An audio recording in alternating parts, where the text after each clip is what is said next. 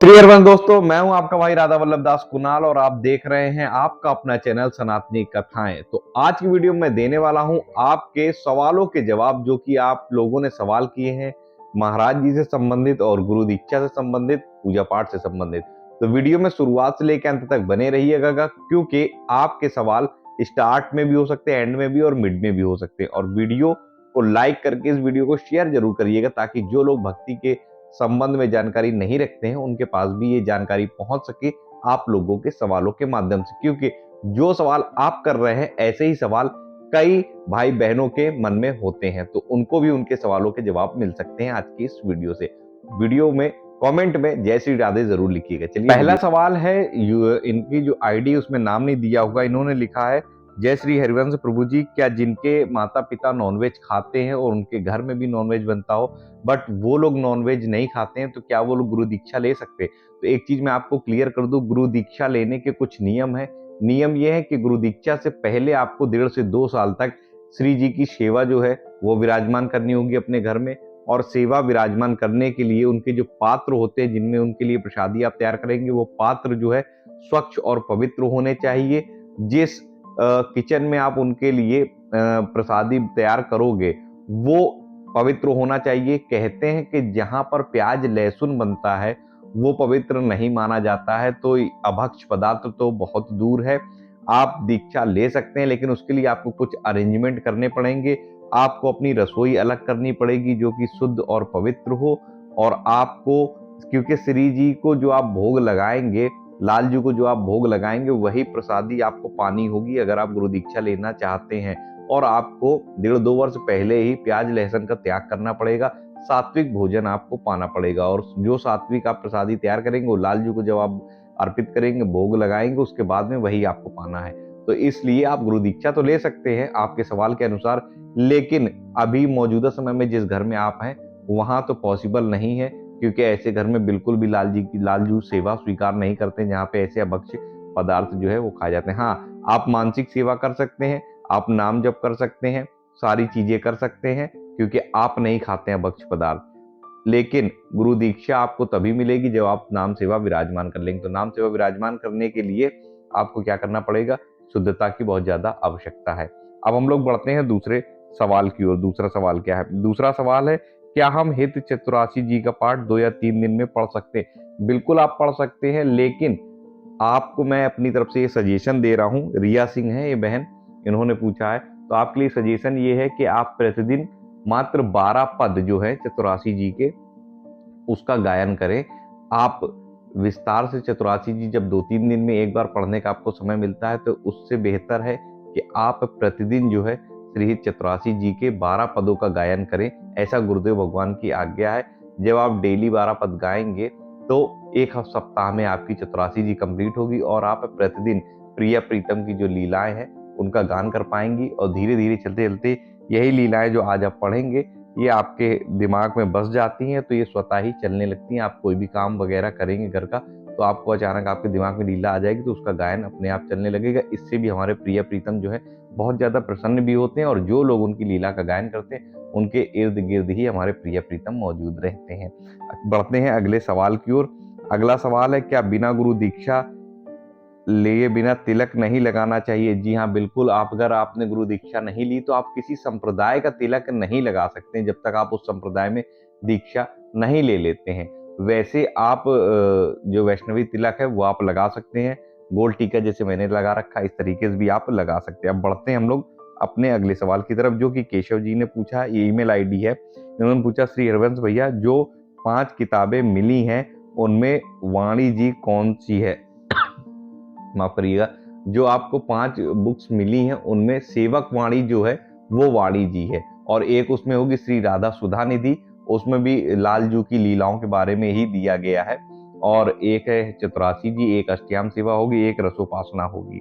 बढ़ते हैं अगले सवाल की ओर।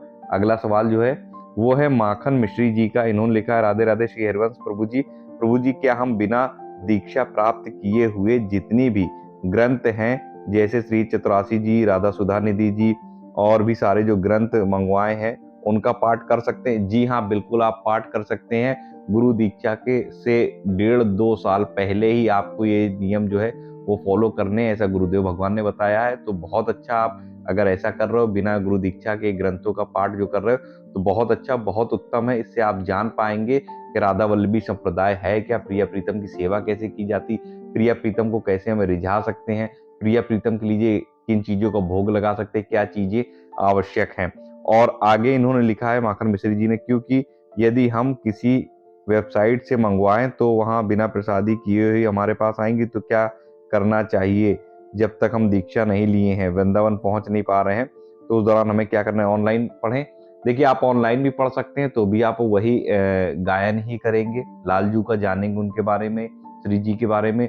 और अगर आप वहां से प्रसादी करके मंगवाएंगे तो उससे बेहतर फिर और कुछ हो ही नहीं सकता, क्योंकि वहां से श्री जी की प्रसादी करा करके आपको ये बुक्स जो है वो प्राप्त होंगी, उसकी बात अलग होती। लेकिन ऑनलाइन भी अगर आप करेंगे तो चीज वही है, ठीक है, क्योंकि तत्व एक ही है, मार्ग अलग अलग बने हुए। तो ये बिल्कुल अपने दिमाग में मत लाइए, आप आराम से ऑनलाइन भी पढ़ सकते हैं और प्रसादी करवा के भी मंगवा सकते हैं, दोनों में चीज एक ही है। बढ़ते हैं अगले सवाल की ओर। अगला सवाल है, इनकी ईमेल आईडी है यूजर CF1 करके। बाबा अभी मेरा उच्चारण सही नहीं होता है, तो मैं राधा सुधा निधि जी और सेवक वाणी जी का स्वाध्याय करता हूँ नियम के अनुसार, तो मेरा नियम पूरा माना जाएगा ना, और ये भी पाठ के अंदर ही आएगा। बिल्कुल आपका नियम भी माना जाएगा और ये भी पाठ के अंदर ही आएगा। उच्चारण आपका शुद्ध हो या ना हो, गुरुदेव भगवान की आज्ञा है। आपको संस्कृत अच्छे से आती हो या ना आती हो, लेकिन आपको पाठ प्रतिदिन करना, जितने भी पद या श्लोक आपको बताए गए हैं। और स्टूडेंट होने के कारण अभी हम 2 महीने में वृंदावन नहीं आ सकते हैं, जितना सपोर्ट करते हैं घर वाले उतने में बंद कर देंगे, तो प्लीज कुछ बताइए आप ऑनलाइन। देखिए मैं आप लोगों के लिए प्रयास करूंगा कि अगर कोई कांटेक्ट नंबर वगैरह प्राप्त हो सके तो आप लोगों को उपलब्ध करा दिया जाए, जिससे आप वहां पर आगे कांटेक्ट कर सकें। इसकी मैं प्रयास करूंगा, फाइनल आपको प्रॉमिस नहीं कर रहा हूं, लेकिन आप जब भी आपको मौका मिले जाने का, ठीक है, तो आप एक बार जा करके वहां जो संत भगवान होते हैं, आप स्टूडेंट हैं, आप लोगों के लिए निश्चित तौर पर छूट आपको मिलेगी, क्योंकि गुरुदेव भगवान सारी चीजें समझते हैं। तो आप अपनी जाकर के बात जरूर रखिएगा, लेकिन उससे बेहतर है कि आपको जो नियम दिए गए उन नियमों का पूर्ण निष्ठा के साथ आप पालन करिए। हो सकता है श्री जी आपके ऊपर कृपा कर दे, तो आप जब अपनी समस्या बताने जाओ तभी श्री जी आपकी शरणागति का विधान कर दे। आपने जितनी निष्ठा और लगन के साथ नियमों को किया होगा, तो आपको हो सकता है जब आप समस्या बताने पहुंचे तभी आपको दीक्षा जो है प्राप्त हो जाए। ऐसी में श्री जी से प्रार्थना करूंगा। बढ़ते हैं अगले सवाल की ओर। अगला सवाल है, नीरज मिश्रा जी के नाम से आईडी, ये बहन है, इन्होंने लिखा है, राधे राधे भैया, मैं आपसे कुछ पूछना चाहती हूँ, उसका उत्तर नहीं दिया है भैया। मानसिक पूजा सेवा करती हूँ श्री जी की, कर सकती हूँ, मानसिक सेवा करते हैं, मानसिक सेवा करना चाहिए, रात में कर सकते हैं। इनका कुल मिला के कहने का मतलब, क्या हम रात में मानसिक सेवा करते हैं? मानसिक सेवा एनी टाइम आप कभी भी कर सकते हैं। हमारे जो प्रिया प्रीतम है ये चिदानंदमय है, इनके में कोई ये नहीं है कि ये रात हो गई अब हम नहीं कर सकते, ये दिन हो गई अब हम नहीं कर सकते, ये कुछ नहीं। जब आपको समय मिले, आप गृहस्थ में तब आप सेवा करें। और मानसिक सेवा तो आप एनी टाइम कभी भी कर सकते हैं, कोई भी प्रॉब्लम नहीं है, वो सेवा श्री जी स्वीकार करेंगी, क्योंकि आपके हृदय में भाव होना चाहिए श्री जी के लिए, ठीक है। अब बढ़ते हैं अगले सवाल की ओर। अगला सवाल है केशव भाई का, ये लिखते हैं, श्री हरिवंश भैया, सेवक वाणी जी और राधा सुधा निधि का पाठ कैसे करना है, व्याख्या भी पढ़नी होती है? जी बिल्कुल, राधा सुधा निधि जी और सेवक वाणी जी दोनों में आपको अर्थ सहित जो है पढ़ना है, और एक में 5 श्लोक होंगे, सेवक वाणी जी में आपको 5 श्लोक 5 पद होंगे, और राधा सुधा निधि में आपको 10 श्लोक जो है 10 पद प्रतिदिन पढ़ने होते हैं। बढ़ते हैं हम लोग अगले सवाल की ओर। और अगर आप लोगों में से किसी के सवाल में आप लोगों को कुछ समझ में ना आया हो तो दोबारा कमेंट आप कर दीजिएगा, मैं आपको रिप्लाई कर दूंगा। इन्होंने लिखा है आयशा बहन ने कि thank you so much for this information, लड़कियों के लिए दीक्षा लेने का क्या नियम है? बहन, पुरुष स्त्री दोनों के लिए सेम नियम है, कोई भी नियम में फेर बदलाव नहीं है, कोई अलग से सहूलियत नहीं दी गई है। गुरु जी की नजरों में सब बराबर है, समान है। जो नियम पुरुषों के लिए वही आपके लिए भी नियम बनते हैं। बढ़ते हैं हम लोग अगले सवाल की ओर। ये भोलेनाथ शाहू जी हैं, इन्होंने लिखी, क्या हम बिना दीक्षा के राधा वल्लभी हेमंत से? जी हाँ बिल्कुल, अगर श्री जी ने आपके ऊपर कृपा की है, तभी आपके अंदर ये भाव आया है कि हम राधा वल्लभ लालजू के हैं। अगर आपने ये मान लिया है तो श्री जी लालजू कैसे आपको छोड़ सकते हैं? हमारे बड़े करुणा के सागर हैं हमारे लालजू। ठीक है, तो बढ़ते हैं अगले सवाल की ओर। मोना गुर्जर जी है, राधे राधे। जो 2-2 महीने में ना जा पाए उसके लिए क्या करना होगा, उसे कैसे दीक्षा मिलेगी? आपको जब भी समय मिले तब आप पहुंचे और जा करके अपनी समस्या वहां जो संत भगवान होते हैं उनसे शेयर करें। अगर आप स्टूडेंट हैं या किसी ऐसी जगह आप जॉब करते हैं कि आपको समय नहीं मिल पाता, हर 2 महीने में लीव नहीं मिलती, वैसे हर संडे एक लीव मिलती है, महीने में 4 लीव होती हैं। अगर आप चाहें तो 2 महीने में 8 लीव होती हैं, उनमें से 2 लीव आप अपनी जोड़ करके बचा करके रखें कि जब आपको वृंदावन जाना हो इसका इस्तेमाल कर सकते हो। उसके बावजूद भी अगर आपको मान लीजिए अर्थ की परेशानी रहती, अर्थ आपके पास नहीं है और आप जाना चाहते हैं लालजू के पास, तो आप अपनी बात जा करके एक बार जरूर रखें। आश्रम में आपकी बातों को सुनकर कोई ना कोई आप लोगों के लिए सहूलियत जो है आश्रम के द्वारा बरती जाएगी, गुरु जी के द्वारा। लेकिन फिर भी दीक्षा के लिए आपको भी जो भी नियम बताए गए उन नियमों का आप पूर्ण निष्ठा और भाव के साथ पालन करें और श्री जी से प्रतिदिन प्रार्थना करें सोने से पहले कि श्री जी मेरे साथ ऐसी ऐसी समस्या है, अब जो कर सकती आप ही कर सकती, आप कुछ ऐसा विधान करिए कि गुरुदेव भगवान से मुझे दीक्षा प्राप्त हो जाए। निश्चित तौर पर आपकी समस्या का समाधान जो है लालजू और प्रियाजू जो बहुत जल्द करेंगे। बढ़ते हैं अगले सवाल की ओर।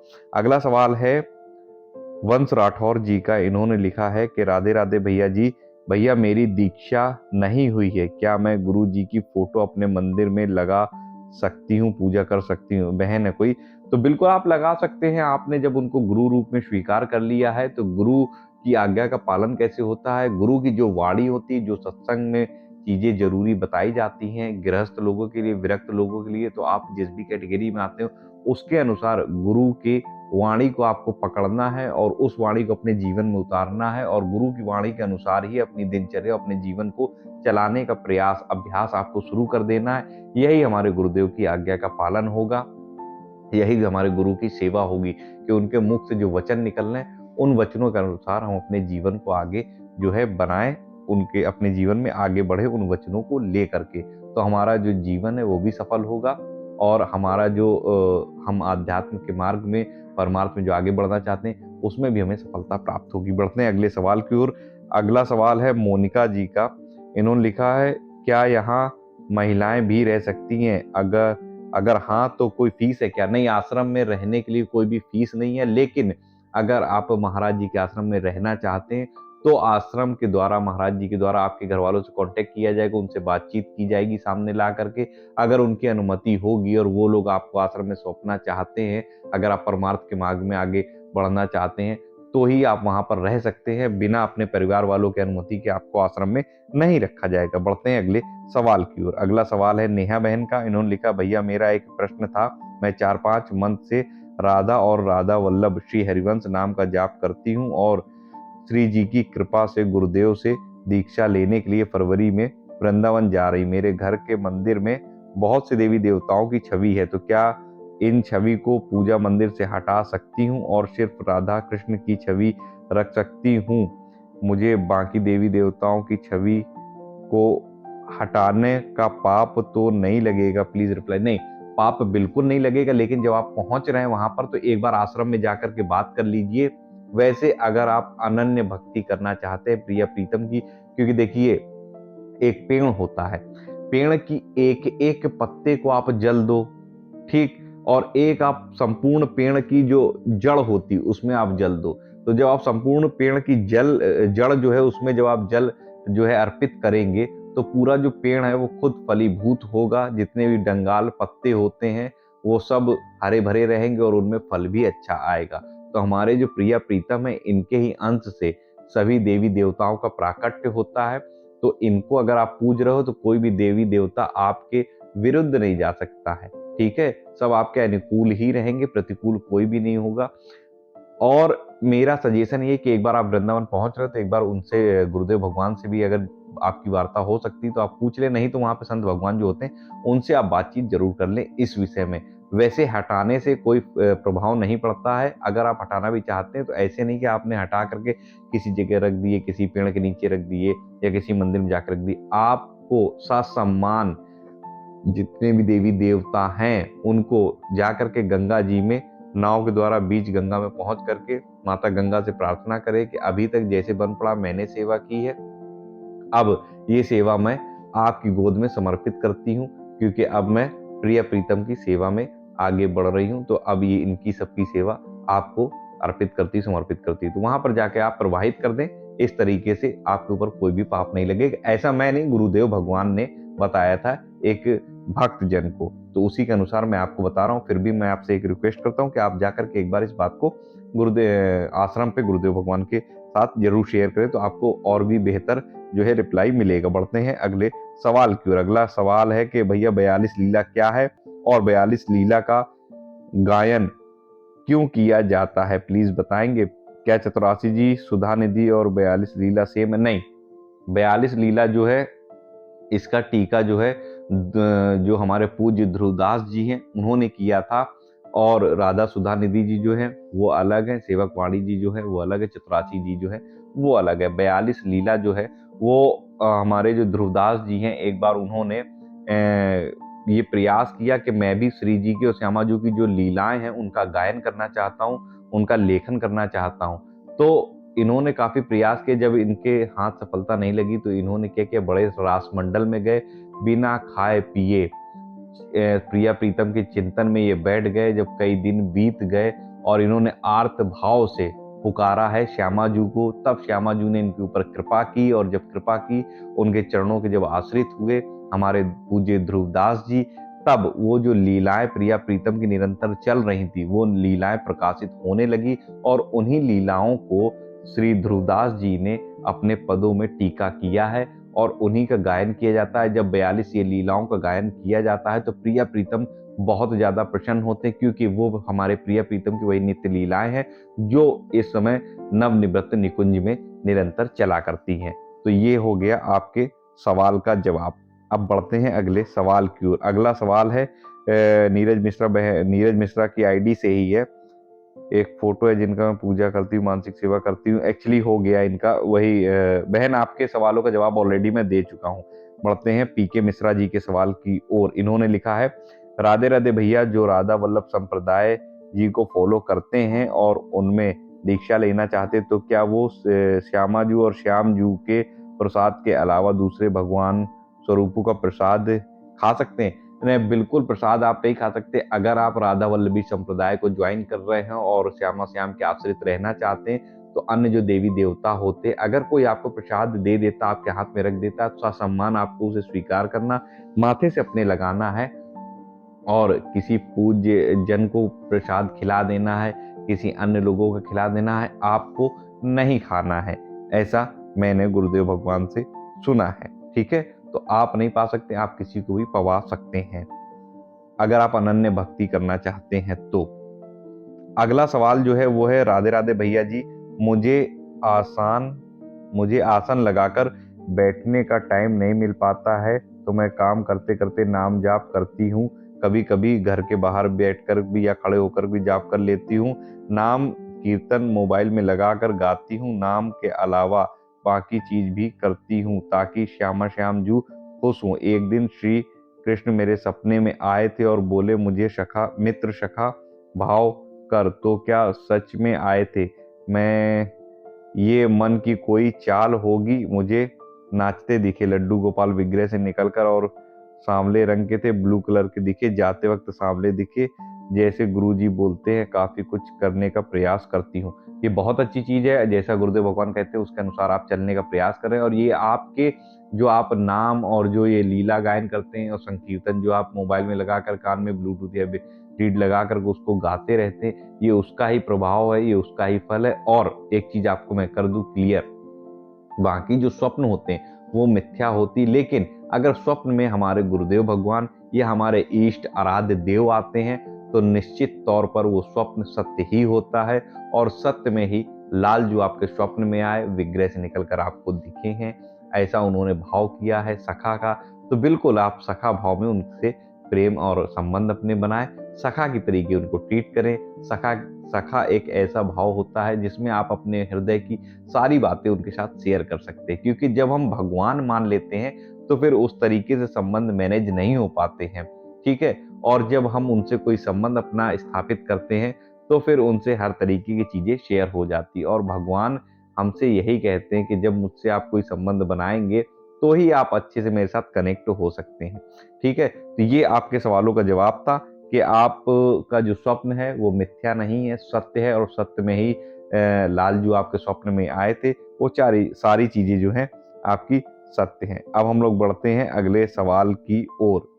अगला सवाल है राधा वल्लभ श्री हरिवंश भैया, गृहस्थ जीवन में भी गुरु दीक्षा मिल सकती है क्या? बिल्कुल, गृहस्थ जीवन में देखिए, गृहस्थ और विरक्त ये दो ही स्थितियां हैं जिनमें हम लोगों को दीक्षा लेनी होती है। विरक्त जीवन अलग है, गृहस्थ जीवन अलग है, लेकिन गृहस्थ में भी आप आसानी से दीक्षा ले सकते हैं। ऐसा स्वयं श्री भगवान कहते हैं कि आपको दीक्षा भी मिल सकती है और आप उन्हें प्राप्त भी कर सकते हैं। इसका गृहस्थ जीवन में किस नियम का पालन करना होगा बताइए? आपको जो नियम दीक्षा से पहले दिए जाएंगे 1.5 से 2 साल तक, वो आपको पूरे करने होंगे। उसके बाद भी वही नियम होते हैं। माला में कुछ चेंजमेंट होती है। अभी स्टार्टिंग में 11 माला, फिर आगे चल के आपको 16 माला कर दी जाएंगी। और जो श्लोक वगैरह, जो पद गायन वगैरह, उसकी भी जो क्वांटिटी है वो बढ़ा दी जाती है। सिर्फ इतना होता, एक दिन में मात्र आपको 1.5 से 2 घंटे की सेवा करनी होती है। और प्रिय प्रीतम की जो सेवा होती है, सुबह में आपको समय मिले आप सुबह करिए, शाम में आपको समय मिलता आप शाम में करिए, दोपहर में आपको समय मिलता आप दोपहर में सेवा करिए। गृहस्थ के लिए कोई बाउंडेशन नहीं है। स्वयं गुरुदेव भगवान कहते हैं जब आपको समय मिले आप अपने परिवार का काम निपटाने के बाद प्रिय प्रीतम की सेवा कर सकते हैं, क्योंकि जो आपको परिवार मिला है वो भी हमारे प्रिय प्रीतम के द्वारा प्रदान किया गया, उनका ही परिवार है। हम सिर्फ दास हैं। तो आपको एक दास के तौर पर जो परिवार प्राप्त हुआ उसकी सेवा करनी चाहिए, भगवत भाव करके। ठीक है, ये आपके सवाल का जवाब था। अब बढ़ते हैं हम लोग अगले सवाल की ओर। तो अगला सवाल कोई नहीं, आप सभी के सवालों के जवाब मैं ऑलरेडी दे चुका हूं। आशा करता हूं आप सभी को आपके सवालों के जवाब मिल गए होंगे। और अभी भी अगर कोई कंफ्यूजन आपके दिमाग में है आपके सवालों को लेकर, या आप संतुष्ट नहीं हो पाए, तो सबसे पहले तो मैं क्षमा प्रार्थी हूँ। दूसरी चीज, आप फिर से मुझे कमेंट कर सकते हैं। मैं दोबारा आपके सवालों पर मंथन करके फिर से जवाब देने का प्रयास करूंगा। आशा करता हूँ वीडियो आपको पसंद आया होगा। तो वीडियो को प्यारा सा लाइक कर दीजिए, कमेंट में जय श्री राधे जरूर लिखिए। इस वीडियो को अपने फेसबुक पर शेयर कर दीजिए और चैनल को सब्सक्राइब कर लीजिए अगर अभी तक आपने सब्सक्राइब नहीं किया। अपने भाई को भी सपोर्ट करिए ताकि आपका भाई भी आगे बढ़े। आप लोगों के सपोर्ट से आप लोगों के साथ में मिलता हूँ अगली वीडियो में नई जानकारी से। तब तक राधा वल्लभ श्री हरिवंश।